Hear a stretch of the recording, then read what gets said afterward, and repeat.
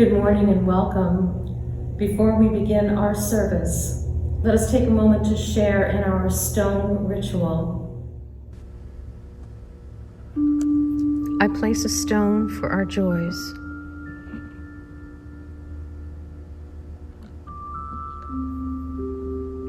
One for our sorrows.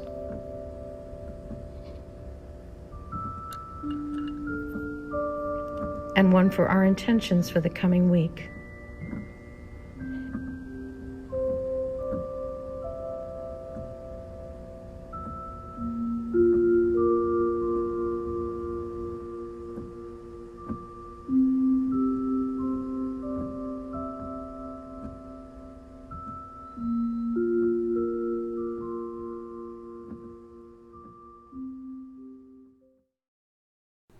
The UUCT care team follows up with congregants who are experiencing joys or sorrows. The care team also addresses needs of congregants. The care team can be contacted by email at careteam@uutampa.org. And now to our service.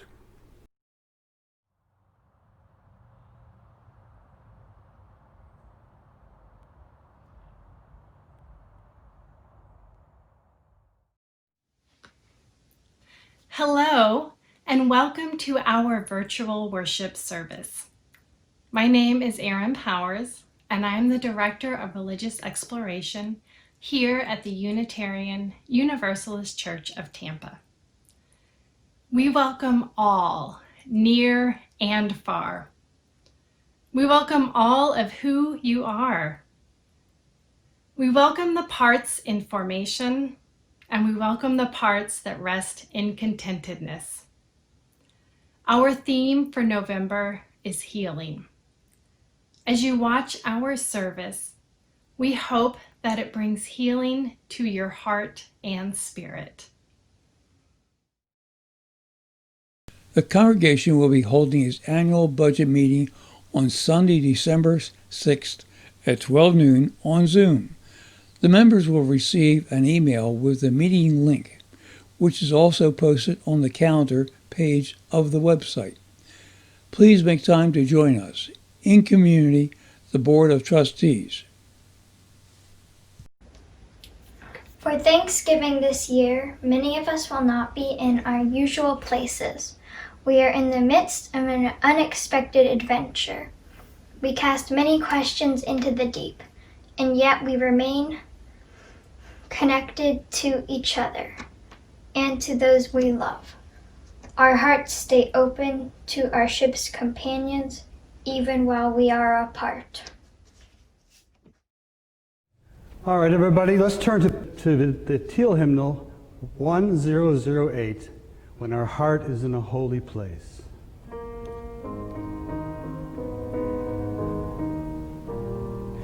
When our heart is in a holy place, when our heart is in a holy place, we are blessed with love and amazing grace. When our heart is in a holy place, when we trust the wisdom in each of us, every color, every creed and kind, and we see our faces in each other's eyes, then our heart is in a holy place.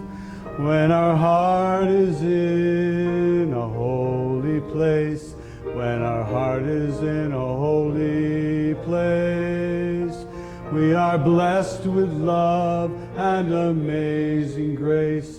When our heart is in a holy place, when we tell the story from deep inside, and we listen with a loving mind, and we hear our voices in each other's words, then our heart is in a holy place. When our heart is in a holy place, when our heart is in a holy place, we are blessed with love and amazing grace when our heart is in a holy place. When we share the silence of sacred space and the God of our heart stirs within, and we feel the power of each other's faith, then our heart is in a holy place. When our heart is in a holy place, when our heart is in a holy place, we are blessed with love and amazing grace when our heart is in a holy place. When our heart is in a holy place.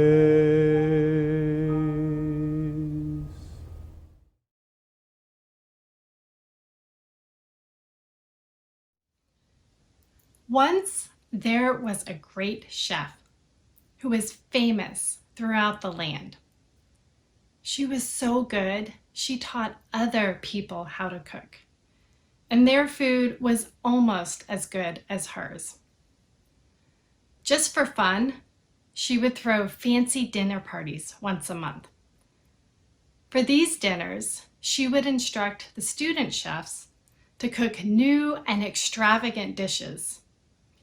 The dinner guests, in awe of the chef's skills, would spend their dinners savoring each bite.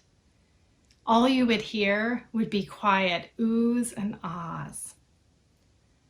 And because she always wanted to feature new goodies to eat at all her parties, she would travel far and wide all over the land to experience new food. And everywhere she went, the town would honor her.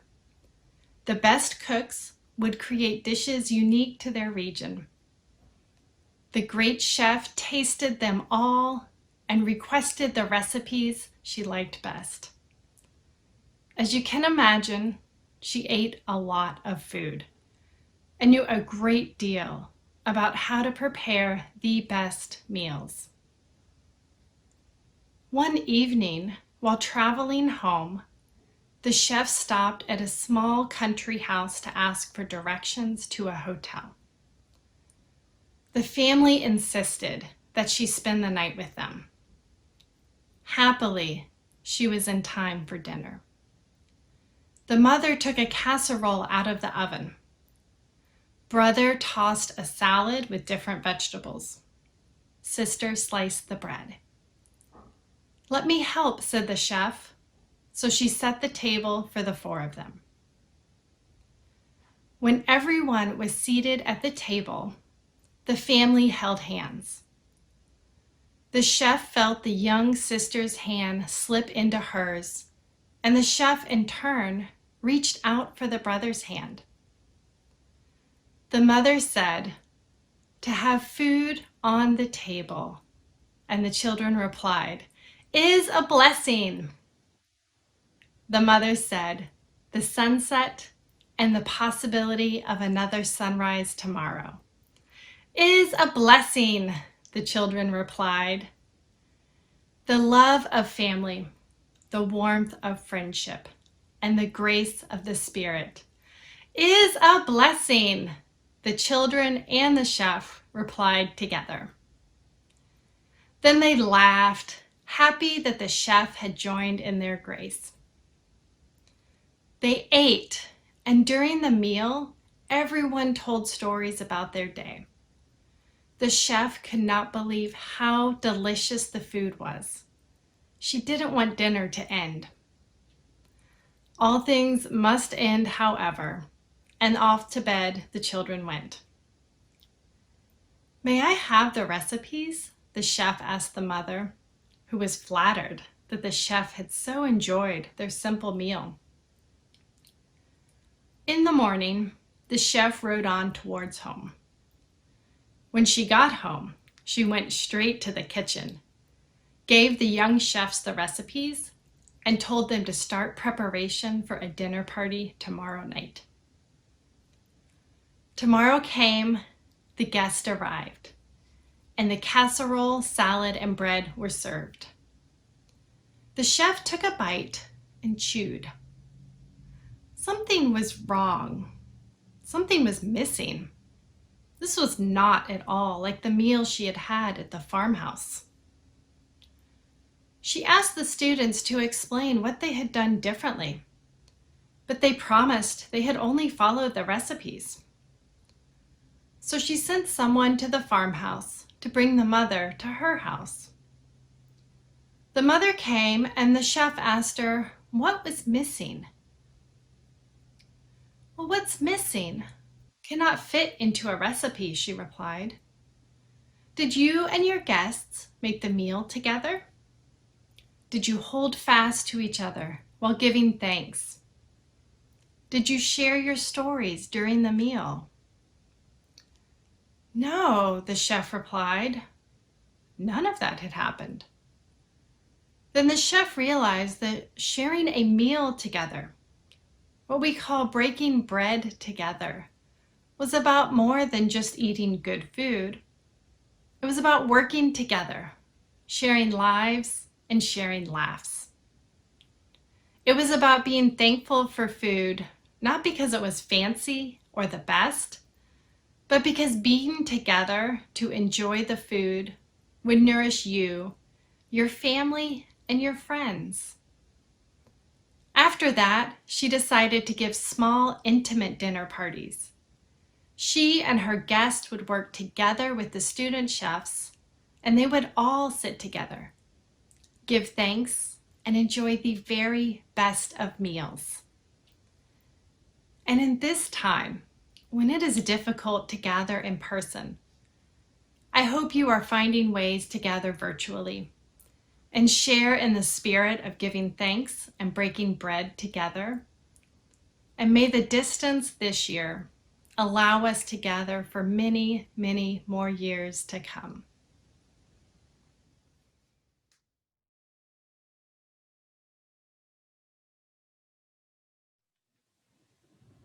Good morning. It's great to be with you once again. We often say in Unitarian Universalist congregations that love is the doctrine of this church. It's a simple message, yes, but one that challenges us again and again to open our hearts. Love is the doctrine of this church. This morning, I invite you to practice one way of being more loving. It comes from the Buddhist tradition, and it's called metta, or loving kindness meditation. Now, whenever I offer an invitation, you have a choice, of course. If you aren't ready to try it, not interested, you can sit quietly while others try it. In loving kindness meditation, you start with yourself and think loving thoughts. Then you make bigger and bigger circles in which to think loving thoughts. So I invite you now to a time of meditation and reflection. Sit firmly but comfortably. You might like to lower or close your eyes. Relax and breathe. I will guide the process. Start with yourself. Imagine you're in a little circle and think these thoughts. May I be free from danger and unafraid. May I be happy in body, mind, and spirit. May I live with ease of well-being.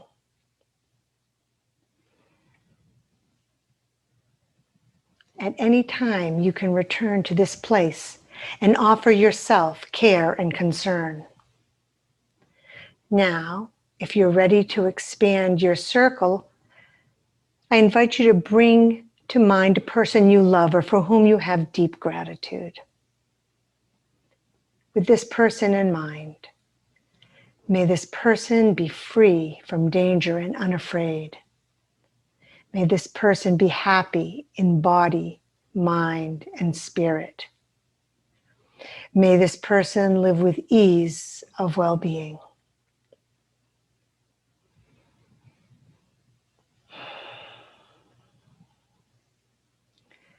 Expanding further, I invite you to bring to mind someone you like or are fond of. May this person be free from danger and unafraid. May this person be happy in body, mind, and spirit. May this person live with ease of well-being.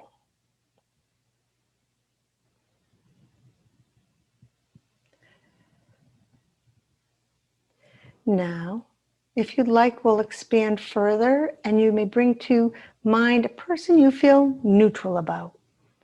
It might be the person you bought your morning paper from, or someone you saw out with their dog. And with this person in mind, may this person be free from danger and unafraid. May this person be happy in body, mind, and spirit. May this person live with ease of well-being.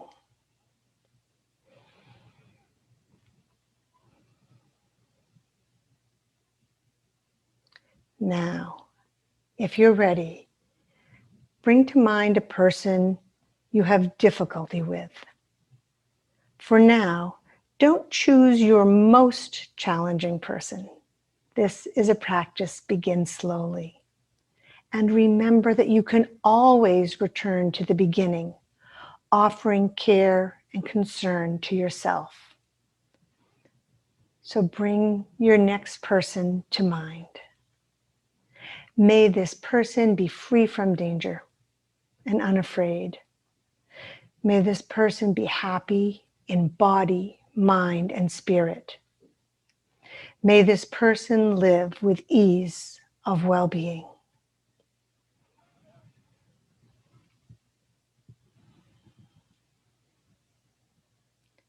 And now we'll throw our circles wide open and offer our care and concern to all the world. If you'll join me. May all beings be free from danger and unafraid.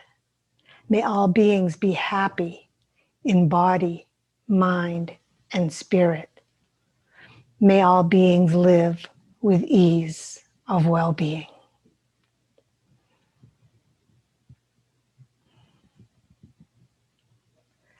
Love. Love is the doctrine of this church. A simple message, yes, but one that challenges us again and again and again to open our hearts ever wider. Let us take a moment in shared silence.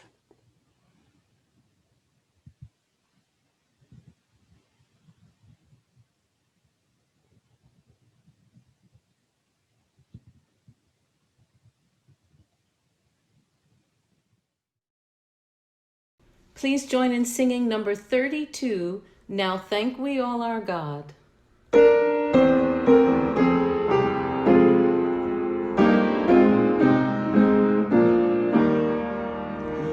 Now thank we all our God, with hearts and hands and voices, who wondrous things have done, in whom this world rejoices, who from our parents' arms has blessed us on our way, with countless gifts of love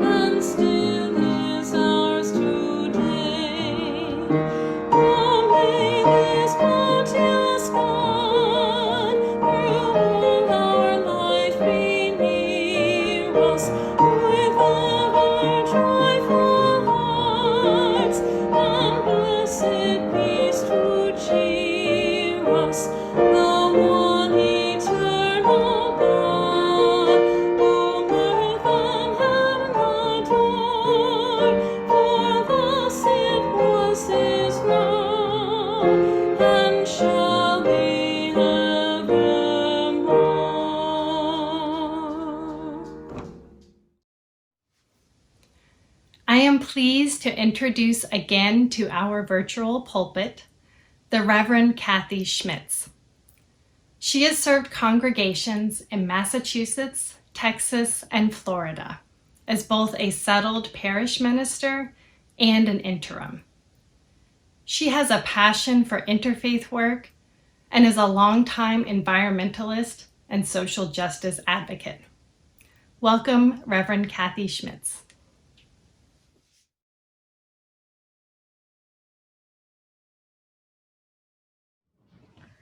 When our heart is in a holy place, a place of wholeness and health, our hearts, our lives. In the modern era, the word holy can take us to specific religious imagery. However, I like the word's roots. To be whole, uninjured, sound, healthy, complete. Any of us who have more experience than a newborn may find it hard to recapture such holiness, such wholeness within our hearts. Life by its very nature is filled with bumps and bruises, overflowing with injuries, real or perceived, that can draw us to close down, to build walls, to lose trust in others, and sometimes in ourselves. When we close down, build walls, and lose trust, we can damage our connections, the very relationships that give life meaning. We miss out on blessings, all those blessings which abound in the world around us. We miss out on grace and become ungraceful. We miss out on love and our hearts harden. Thanksgiving is one of the times of year when we are recalled to the practice of gratitude, a reminder that in the midst of all that life throws at us, there is much for which to be thankful. The practice of gratitude can help to heal our hearts, can restore them to health and wholeness. And for our efforts, we are rewarded many times over. For a grateful heart and a holy heart is a heart open to blessings and grace and love and others. It can give us meaning, or at least purpose as we navigate life's challenges, not just on our own, but in relationship, in community. I assume that some of you, like me, have had occasions in your life when you needed to knowingly walk into a difficult situation. Perhaps some of you will be doing that later this week, either virtually or face-to-face. I have found that the condition of my heart as I enter has a great deal to do with just how difficult the situation turns out to be. On my good days, I am aware of what's going on within me and I adjust accordingly. I've been known to sit quietly and work my way through metta or loving kindness meditation, such as we practiced earlier, using specific names of people that I'll be interacting with before heading into that difficult situation. Of course, it doesn't always work, but when it does, I see others more clearly, I listen more attentively, I respond with less defensiveness and more constructive behavior. I do believe this increases the chances that the coming together overall will involve respect and care and a productive outcome. But even if it doesn't, it greatly increases the chance that when all is said and done, at least I will feel good about my behavior and I will have done less harm. Even in cases when I've had to walk out or make difficult decisions not in concert with others, I have felt that those actions were solid and made from a grounded place. I live with less regret. Of course, this requires me to do my work, to be attentive, to be responsible for what I'm contributing spiritually and emotionally to the interaction, to do my best to ensure that my heart is in a holy place. And well, I don't always succeed. I can think of times when I've been so wound up that I have paced around the room saying, darn, I know I'd feel so much better if I would meditate. Over and over again, I say this to myself. I know what to do, but do I settle down and meditate? Do I do what's needed? Not always. What's up with that? It's just tough being human. And I'm not talking here just about meditation. It can be whatever it is that helps bring your heart to a holy place. A walk in the woods, gardening, coffee with friends, whatever it is, it helps us stay on that even keel. You know, personally, I don't believe that people generally are necessarily good or bad. I do think that our aspiration, individually and communally, should be to work to increase the number of good choices that we and others make. This is why I love the traditions that come with our Thanksgiving holiday and other holidays as well, but the ones that remind us to tend to the condition of our own hearts. Now, as a side note, I want to acknowledge that there's a whole conversation we could have about the troublesome nature of some of the mythology that surrounds Thanksgiving in our culture. Owning that troublesome history is part of tending to our own hearts as well. Even as we do that, we can transform the related practices that truly do nurture our hearts. I do believe that gratitude practices that we have evolved are important. Think for yourself about times when your attitude has made a difference, for good or for ill. What practices, individual or communal, had an impact or could have?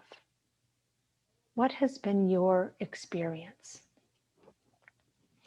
In the story that Aaron shared earlier, the food prepared communally and cooperatively tasted better. Or did it? Technically, scientifically, the food was just the food, same recipe with the same results. Yet the attitude with which it was created and consumed changed. And so did the experience. We have the opportunity over and over, day after day, to tend to the condition of our own hearts, our attitudes, and in doing so, to sweeten our experiences of life. Before we continue, let us each reflect on our own practices, attitudes, and experiences while we engage in the practice of generosity in support of the community here at the Unitarian Universalist Church of Tampa. To support the UUCT with your generous financial gifts, please go to the UUCT website and click on the Click Here link to donate. It will take you to our donation page, and you can securely make your donation to the church. Thank you.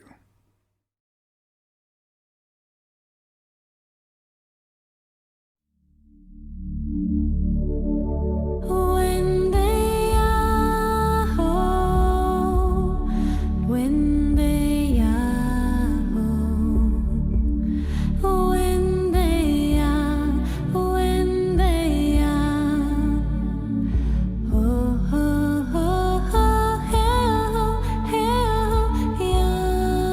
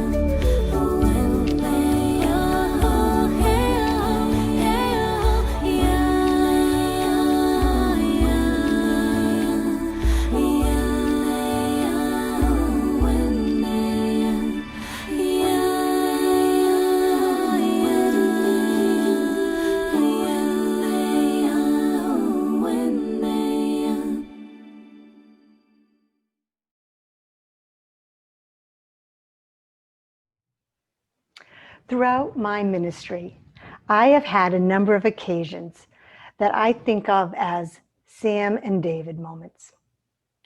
You've likely had them too. Sam and David were two men in a congregation I served. Based on a number of factors, I might have expected them to be friends. But not only were they not friends, there seemed to be a tension between them, and I didn't know why. Until one day, I was chatting with David, and he told me about a time when he was relatively new to the congregation. As he was leaving the church building one day, Sam invited him to something. David politely declined, citing another commitment. After that, Sam was always cold to David, and David, being a bit tender, was confused and hurt. He kept his distance. Sometime later, I was chatting with Sam when I realized that he was telling me about the same incident, only it was a different story. Apparently, Sam had not heard the response of the soft-spoken David. He felt rebuffed, ignored, and was hurt and confused. After that, he noticed that David kept his distance, so he did too, never knowing why. Tender hearts, easily bruised. I think this experience caused me to develop a practice I think of as brave friendliness. It goes like this: when I have had a hard time with someone, whether I think the difficulty came from them or from me, I work hard to be friendly the next few times I interact with them. I intentionally push past any discomfort I might feel. It might be as simple as a smile or hello, but for me, this is brave friendliness. I just want to communicate. I still see you. We can be okay. They may or may not reciprocate. That's okay. I think of it as keeping the door open. It helps me over my own awkwardness, and I hope it helps them as well. In the case of Sam and David, the insight I had put me in a challenging spot. Both of them had told me their minister the story, and as such, I was not at liberty to share Sam's story with David or vice versa. I eventually found a way to ask each of them, without first disclosing the story of the other, if I could share their story. They both were surprised to hear the perspective of the other. And we lamented that it was a sad thing that for years they might have been supportive of each other, and yet those years were lost. Over the years, I have witnessed many Sam and David stories in congregations, in couples and families, and in the community. I'm wondering if you have any Sam and David stories in your lives, or if you have ever been Sam or David. I fear I have. I've gotten better over the years at spotting emerging examples in myself and others. I've gotten better at drawing attention to what is happening earlier so that less damage is done and less time is lost. Naturally, the best solution is for each of us to tend our own hearts so that they are not so tender that they must scurry back into their shell to hide, but rather can stand firm and brave in the face of disappointment and perceived anger. If we can stop the cycle before it even starts. We can assure ourselves that we deserve love and grace, and that others deserve love and grace as well. To stand firm as we encounter all that life has to offer, it is helpful to develop a sense of balance. I offer as an example compassion. Compassion, like loving kindness, is a practice. The thing is, if we open our hearts wide with no boundaries, it is possible to become overwhelmed by the needs of the world. We can find that the pain we see in others exhausts us. We can forget that it is the other person, not us, in this moment that needs compassion, and we can become useless. If seeing your pain, I break down into a puddle of tears, I am of no use to you. In the Buddhist tradition, this over-identification is sometimes referred to as the near enemy of compassion. At the other end, we tend to think of the far enemy, which is when in the face of life's suffering, we close down, turn away, and become hard-hearted. Now, we tend to judge the hard-hearted more harshly than we do the tender-hearted, but both imbalances stifle our ability to respond with true compassion. American Buddhist teacher Sharon Salzberg has described compassion as the tingling of the heart in response to the suffering of another. The tingling of the heart in response to the suffering of another. We wake up and become aware. We don't close down and we don't melt down. Balance, so that we may be a blessing of love and grace. So it is when we are in need of compassion or loving kindness. A strong and firm heart allows us to try again when things go astray. When our heart is in a holy place, our lives and the lives of all we encounter are blessed. As we continue this journey of life with all of its unexpected adventures, as you encounter those you love and those who make your head spin, may your heart be in a holy place.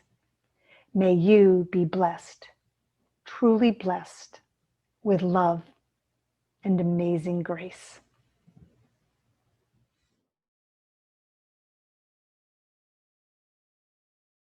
Now we complete this time of connection. May our hearts be brave and strong. May we be a blessing to each other and all we meet until we are together again.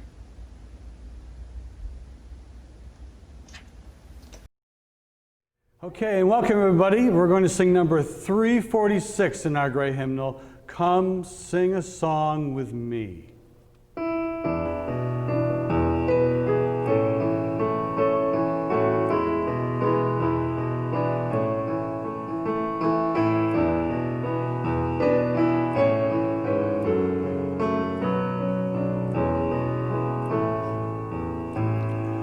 Come sing a song with me. Come sing a song with me. Come sing a song with me, and I will know you're mine. And I'll bring you hope when hope is hard to find. And I'll bring a song of love and a rose in the winter time. Come dream a dream with me. Come dream a dream with me. Come dream a dream with me, that I might know you're mine. And I'll bring you hope when hope is hard to find. And I'll bring a song of love and a rose in the winter time. Come walk in rain with me. Come walk in rain with me. Come walk in rain with me, that I might know you're mine. And I'll bring you hope when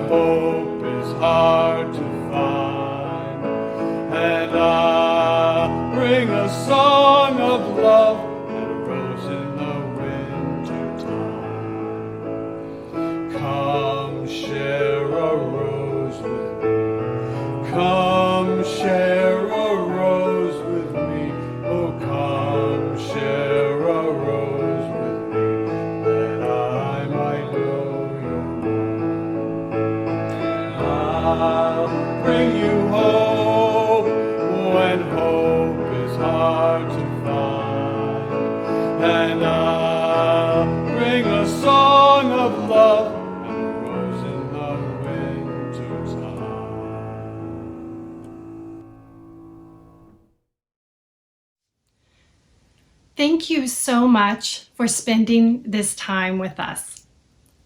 We hope you found inspiration and healing in the words and stories and music shared here. This is an important time of healing for our community and our nation. May the inspiration from this service bring us ever closer to a healthier and more healed world. May it be so.